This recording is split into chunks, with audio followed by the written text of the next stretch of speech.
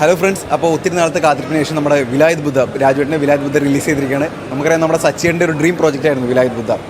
അപ്പോൾ first show കഴിഞ്ഞിട്ടുണ്ട്, നമുക്ക് ഓഡിയൻസ് റെസ്പോൺസിലേക്ക് പോകാം. ഇപ്പോൾ നോവൽ വായിച്ച എല്ലാവർക്കും കണക്റ്റ് ആവും. നോവലിൽ നിന്ന് എനിക്കൊന്നൊരു അക്ഷരം പോലും മാറ്റാതെ ആ നോവൽ എന്താണ് എഴുതി വെച്ചിരിക്കുന്നത് അതേപോലെ തന്നെ ഈ സിനിമ എടുത്തു വെച്ചിട്ടുണ്ട്.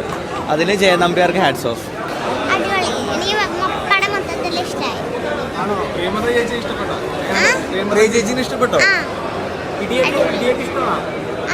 ജയൻ ചേട്ടൻ്റെ ഉഗ്രനായ ഡെബ്യൂട്ട് കുറേ നാളായിട്ടുള്ള സ്ട്രഗിൾസ് അറിയാം. ജയൻ ചേട്ടന് ഇതിന് വേണ്ടിയിട്ടുള്ള എഫേർട്ടും പ്രൊഡക്ഷൻ സന്ദീപേട്ടൻ്റെ എഫേർട്ടും ഒക്കെ അറിയാം. അപ്പം ആ രീതിയിലൊക്കെ കാണുമ്പോൾ ഭയങ്കര വിഷ്വലി ഗ്രാൻഡായിട്ടുള്ള ഒരു സിനിമ.